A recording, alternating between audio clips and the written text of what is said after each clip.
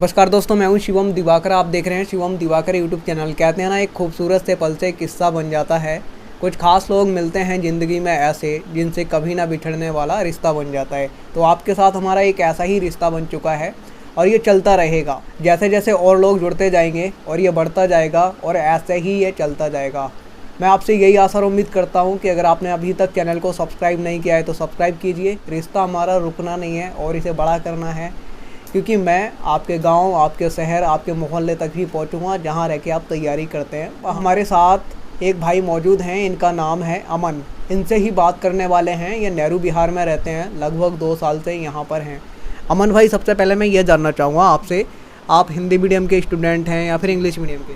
मैं हिंदी मीडियम के स्टूडेंट। तो 2 साल तक आप 2 साल से यहाँ पे रह रहे हैं। अब तक का आपका अनुभव कैसा रहा है? कि आपने यहाँ पे कोई कोचिंग ज्वाइन की थी या फिर आप ऐसे ही सेल्फ स्टडी कर रहे थे? नहीं, मैं जब शुरुआत में आया था तो मैंने ALS हिंदी मीडियम में यहाँ कोचिंग है नेहरू बिहार में, वो ज्वाइन की थी। और उसके बाद कोचिंग कंप्लीट हो गई कोविड से पहले, तो फिर मैं सेल्फ स्टडी करने लगा था। नहीं, मेरा मतलब बचपन का सपना था UPSC क्वालिफाई करना, IAS बनना।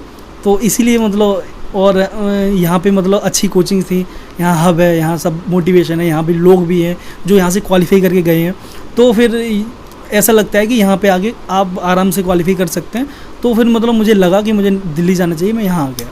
अभी आपकी उम्र की बात की जाए तो वो कितनी है और आपने ग्रेजुएशन कहाँ से कंप्लीट की थी? मेरा ग्रेजुएशन एक्चुअली इलाहाबाद यूनिवर्सिटी से हुआ है और मैं अभी 21st का हूँ। क्या अभी तक आपने कोई अटैम्प्ट दिया है या नहीं? हाँ, मैंने एक अटैम्प्ट दिया है। तो उसमें क्या कोई हमारी कमियां रह गई थी जो अभी और सुधार करना है, जिसके लिए आप खूब जोर शोर से यहाँ पे मेहनत कर रहे हैं लगातार? हाँ, अभी ये है ना, कुछ सब्जेक्ट होते हैं जिसमें थोड़ी आपकी पकड़ कम होती है, या फिर आप अच्छे से नहीं कर पाते हैं कोचिंग टाइम पे या उसके बाद सेल्फ स्टडी के थ्रू। तो बस उसी टाइम पे मेरी थोड़ी बहुत कमियां रह गई थी, तो मेरा फर्स्ट टाइम क्वालिफाई नहीं हो पाया था। तो इसीलिए मतलब मैं शुरुआत कर रहा हूँ कि उन पे कमियों को सुधारूँ और आगे बढ़ूँ और क्वालिफाई करूँ इस बार। आप कलेक्टर ही क्यों बनना चाहते हैं? क्योंकि जॉब तो बहुत सारी हैं, नौकरियाँ हर फील्ड में है, लेकिन आप हाथ धो के इसके ही पीछे क्यों पड़े हैं? ये मेरा बचपन का सपना है एक्चुअली, सही बताऊँ तो IAS बनना मतलब मेरा सपना है कि लोगों की सेवा करना।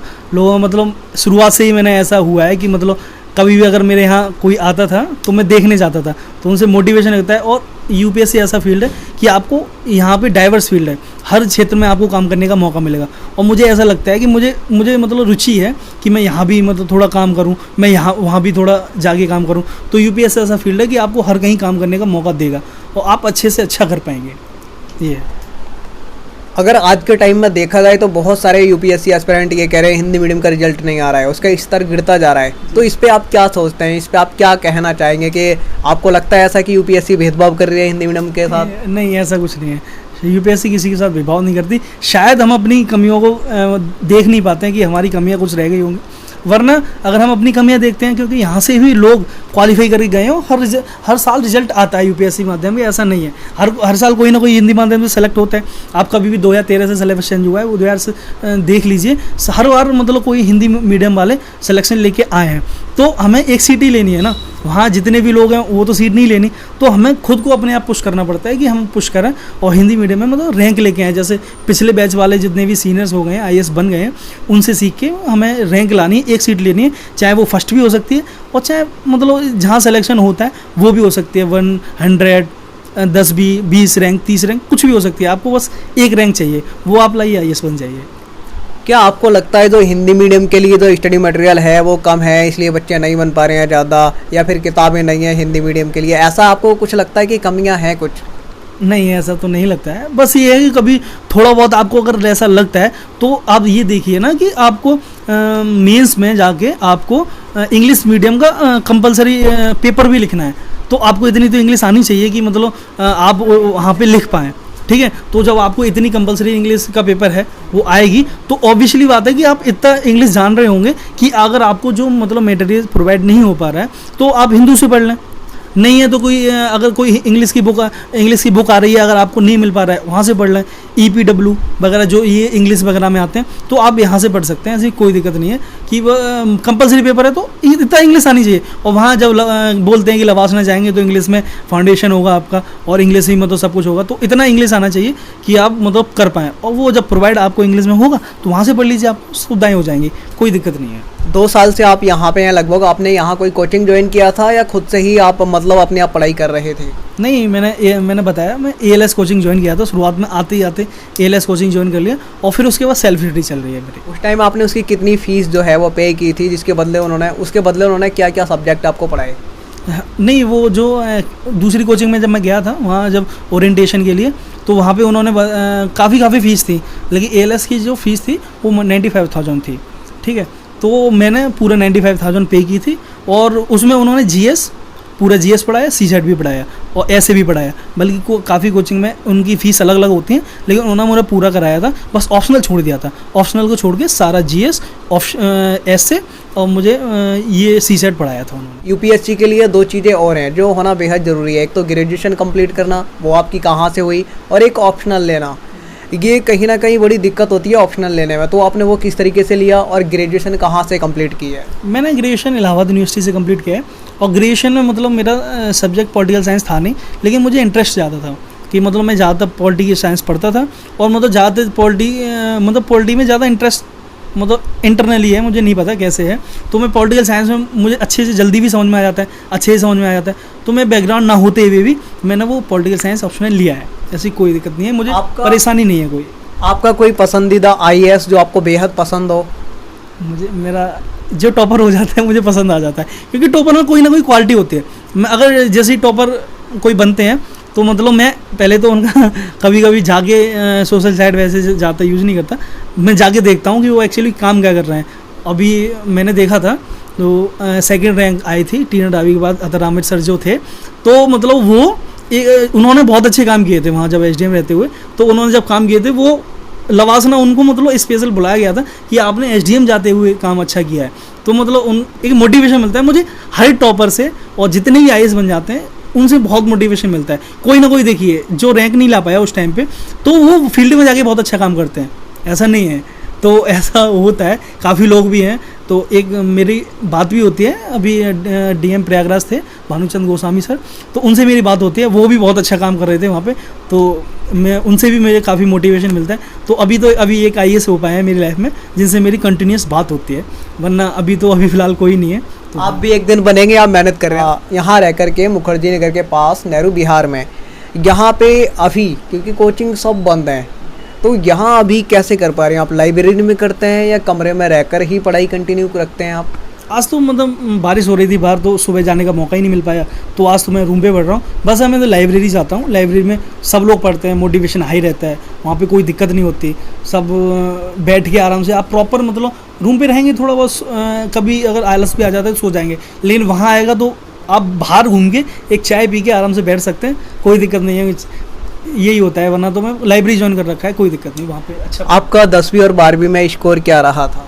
मेरा 10वीं में 80% थे और 12th में 75% थे। एक और बात मैं आपसे जानना चाहूँगा, अभी इलाहाबाद में अभी हाल ही में एक केस हुआ था कि बहुत सारे UPSC एस्पिरेंट ऐसे हैं, क्योंकि लगभग 2 साल होने वाले हैं, कोचिंग नहीं खुले हैं, ऑनलाइन चल रहे हैं, इतना महंगा किराया दे के अपने घर से बाहर रहते हैं, पढ़ाई करते हैं।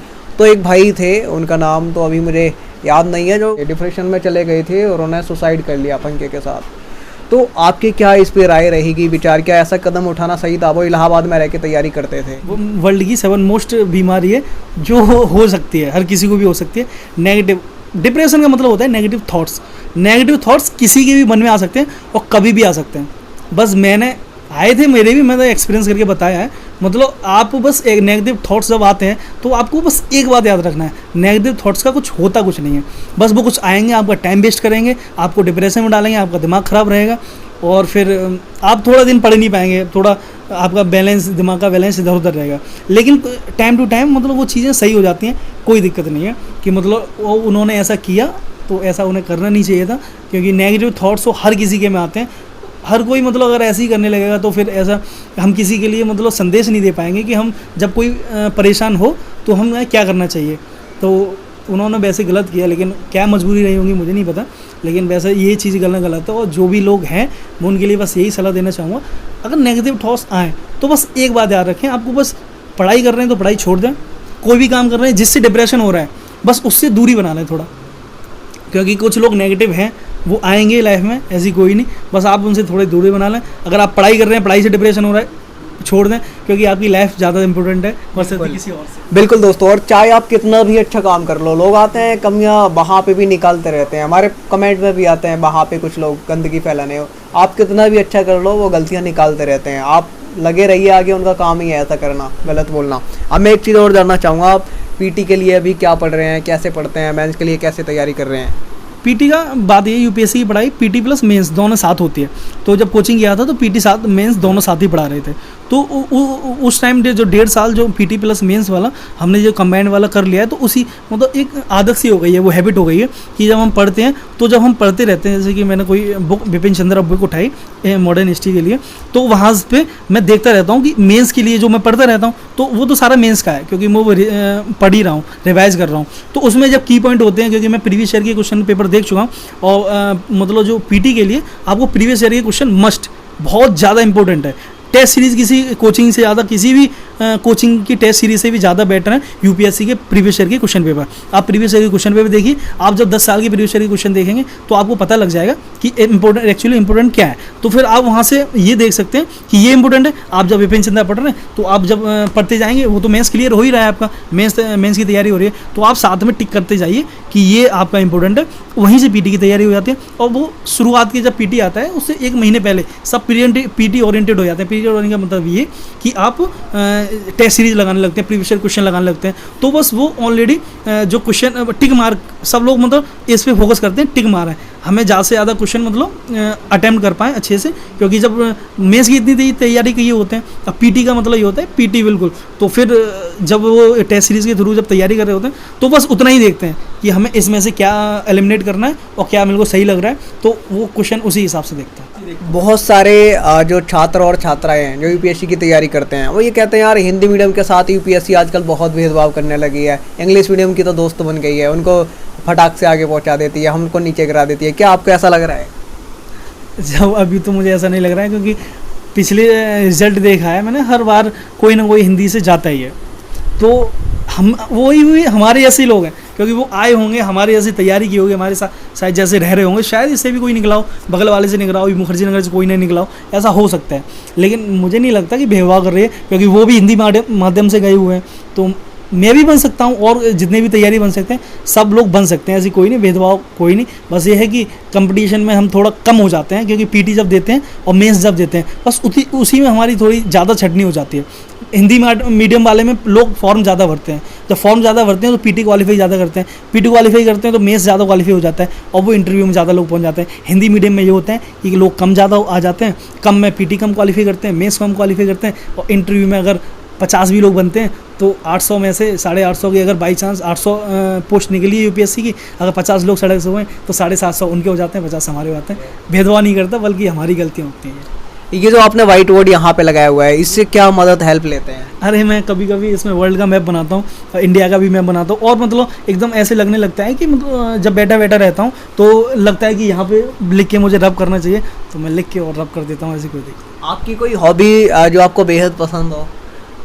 मेरी हॉबी मतलब मुझे घूमना ज़्यादा पसंद है। मतलब मुझे लगता है कि मुझे टाइम मिलता है तो मैं निकल जाता हूँ। अगर मुझे मेरे साथ दोस्त भी नहीं होगा तो मैं अकेले निकल जाऊँगा, इंडिया गेट घूम के आता हूँ, 7 block, north block, Rashtrapati Bhavan. इनसे अलग मोटिवेशन मिलता है कि हाँ, आपको काम, अगर IAS बनने के बाद यहाँ भी काम करने का मौका मिलेगा। अगर आपको ये देखते हैं तो आपको अलग से मोटिवेशन मिलता है कि भाई हाँ, यहाँ काम करना है, तो जल्दी बनना पड़ेगा, जल्दी ज़्यादा से ज़्यादा पढ़ना पड़ेगा, और बहुत कुछ अभी करना भी है। बात ये बहुत सारी चीज़ें ऐसी है। कुछ हमारे दोस्त ऐसे भी हैं जो कहते हैं शिवम भाई हिंदी मीडियम के लिए टोटल बुक लिस्ट पे वीडियो बनाइए कि कौन कौन सी बुक्स पढ़ते हैं, तो उसके लिए हम एक अलग से वीडियो बनाएंगे अमन भाई के साथ, वो आप देखना मत भूलिए।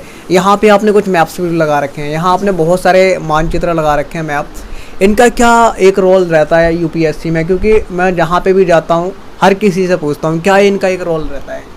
इसका तो सबसे ज़्यादा इम्पोर्टेंट रोल है, क्योंकि जब आप पढ़ते हैं तो फिर आपको, जैसे ज्योग्राफी पढ़ रहे हैं तो आपको एग्जैक्टली लोकेशन पता होनी चाहिए कि यहाँ का ये है। अब आप वहाँ क्वेश्चन, यूपीएससी में क्वेश्चन आ जाता है कि मतलब ये वाला स्टेट कहाँ है, ये वाली गल्फ स्ट्रीम वगैरह, ये क्वेश्चन आ जाते हैं, तो आपको एग्जैक्ट पॉइंट करना पड़ेगा तभी आपको नंबर मिलेंगे, चाहे मेंस का हो या पीटी का हो। अब पीटी में क्वेश्चन आ गया कि उस लोकेशन पे ऐसा क्या है, उत्तर अमेरिका में ऐसा क्या है, तो हमें एग्जैक्टली आपको पता करना पड़ेगा वाशिंगटन डीसी यहाँ पे है, या एशिया में आपका यहाँ पे ये है, या अफ्रीका में ये वाला देश यहाँ पे है, यहाँ पे ये वाला कॉन्टिनेंटल है, या फिर यहाँ पे क्या बोलते हैं, यहाँ ये वाला जो पहाड़ है, मतलब आपको बिल्कुल एग्जैक्ट करना पड़ेगा। ऐसे मतलब ये यूपीएससी बड़ा इंटीग्रेटेड है।